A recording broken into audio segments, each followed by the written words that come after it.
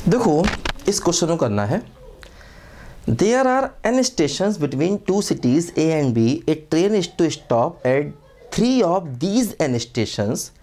Find probability that no 2 of these are consecutive. देखो A और B दो शहर हैं। ऐसा क्वेश्चन हम पहले भी कर चुके हैं परम्यूटेशन में। इनके बीच में n स्टेशंस हैं। देखो ऐसे S1, S2, S3 से लेकर के Sn, इनके बीच में n स्टेशंस हैं, है ना। ट्रेन को इन n स्टेशंस पे रुकना है। इनमें से 3 पर रुकना है ना। इनमें से किसी 3 पर रुकना है और कह रहे हैं कि इस बात की प्रोबेबिलिटी बताओ कि इनमें से वो तीनों no 2 of these are consecutive. इन तीनों में से कोई भी दो लगातार नहीं होंगे। ऐसा क्वेश्चन पहले भी कई बार हमने किया है। देखो अब देखो पहले तो ये है कि NS का मतलब कि n में से किसी भी 3 पर ट्रेन रुक सकती है, तो NC3 हो गया। देखो ये NS, टोटल स्टेशंस n है A और B के बीच में, इनमें से किसी भी 3 पर ट्रेन रुक सकती है, तो देखो NC3 हो गया NS. अब देखो हम चाहते हैं कि कोई भी दो कंसेक्यूटिव ना हो। जैसे मान लो हमारे पास है ना n चीज़ें थी। मान लो हमने एक स्टेशन ये चुन लिया A, एक ले लिया B और एक ले लिया C. हमने 3 स्टेशन चुन लिए जहाँ पर ट्रेन रुकी। अब इसके पहले कुछ स्टेशंस होंगे। मान लीजिए वो X1 है, ये X2 है, ये X3 है और ये X4 है। तो जिन पर ट्रेन रुकी नहीं है उन चारों का सम n-3 होना चाहिए। ये वो स्टेशन है जहां पर ट्रेन रुकी है 3। अब जिन पर नहीं रुकी, मान लो उससे पहले X1 है, फिर X2 है, फिर X3, X4, इन सब का सम n-3 होना चाहिए। अब देखो जो X1 है ये ग्रेटर इक्वल टू 0 होगा, क्योंकि हो सकता है A पहला ही स्टेशन हो, है ना। तो X1 0 हो सकता है, लेकिन X1 कन्फर्म है ग्रेटर इक्वल टू 1 होगा, क्योंकि इन दोनों के बीच में कम से कम एक स्टेशन होना चाहिए। X3 भी कम से कम 1 होगा और X4 भी ग्रेटर इक्वल टू 0 हो सकता है ना। हो सकता है इसके आगे भी कोई स्टेशन ना हो। अब देखो ध्यान दो, हमें इन सब का सम n-3 चाहिए, तो डायरेक्ट फार्मूला लगा नहीं सकते क्योंकि ये दोनों ग्रेटर इक्वल टू 0 है, ये ग्रेटर इक्वल टू 1 है। इनको चेंज कर लो। तो X2 को मान लो 1 + Y2 और X3 को मान लो 1 + Y3। तो देखो इससे क्या होगा, Y2 ग्रेटर इक्वल टू 0 हो जाएगा और Y3 ग्रेटर इक्वल टू 0 हो जाएगा।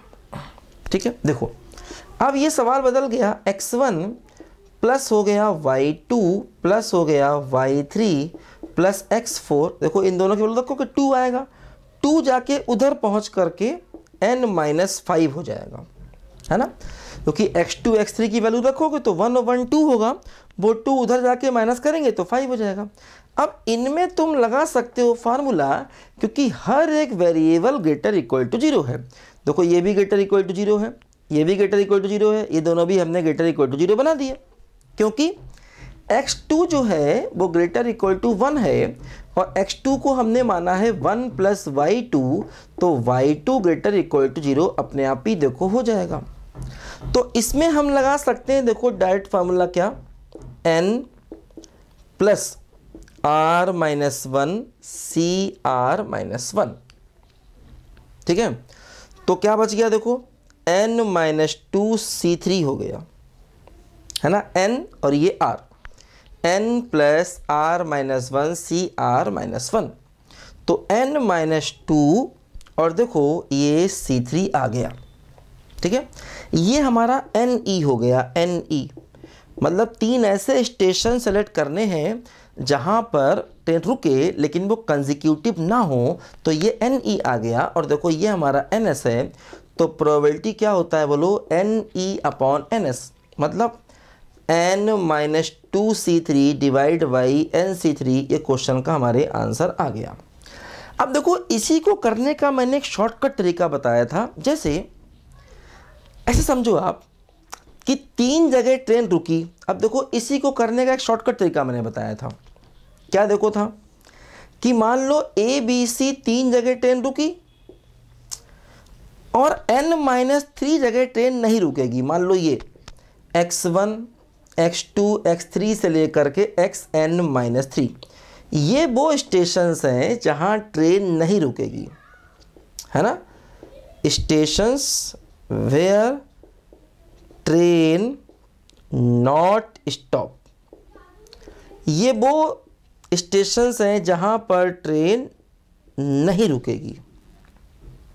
ठीक है, अब क्या होगा देखो, पहले जहां पर ट्रेन नहीं रुकेगी उनको आप ऐसे करके x1 x2 x3 से लेकर के xn-3 एक एक गैप दे करके उनको रखो।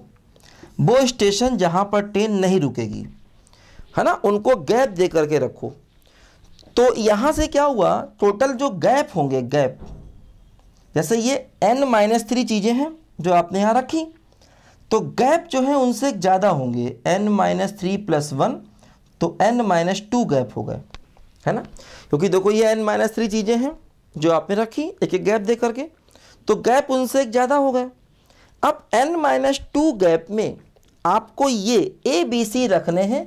ए बी सी वो है जहाँ ट्रेन रुकती है ना, ये वो स्टेशंस हैं जहाँ ट्रेन स्टॉप होती है, जहाँ ट्रेन रुकती है। तो इन गैप में आपको 3 चीज़ें रखनी हैं। तो क्या हुआ बोलो, n-2 C3, ये हमारा देखो NE आ गया डायरेक्ट जो हमने वहाँ से निकाला था, है ना। तो क्या किया, 3 पर ट्रेन रुकी और n-3 पर ट्रेन नहीं रुकी। ठीक है, तो हमने n-3 चीज़ों को पहले लगाया उनके बीच में गैप दे करके, तो एक ज़्यादा होता है गैप, तो गैप जो है वो 1+ हो जाएगा, n-2 हो जाएगा। तो अब हमें n ऐसे मान लो, अगर आप 4 चीज़ें रखो और उनके बीच में गैप देखो, तो गैप हमेशा 5 होंगे, एक ज़्यादा होंगे गैप, भाई हमने यहाँ पर किया। तो जो गैप हो गए वो n-2 हो गए। अब n-2 गैप में आपको 3 चीज़ें रखनी है, 3 चीज़ें वो जहाँ पर ट्रेन रुक रही है। तो n-2 C3 आपको डायरेक्ट आंसर मिल गया, NE जो आपको यहाँ से मिला था। तो ये मेथड हम कई जगह लगाते हैं सवालों में, डायरेक्ट शॉर्टकट ऐसे भी कर सकते हैं, लेकिन इससे क्वेश्चन ज़्यादा आसानी से हो जाता है। ऐसे हम लोग कई सवाल कर चुके हैं पहले भी। ठीक है, तो ये हमारे क्वेश्चन का आंसर आ गया NE/NS से। ठीक है, देखो ये वही सब परमुटेशन कॉम्बिनेशन का यूज़ हम लोग कर रहे हैं। लिखो बच्चों ध्यान से।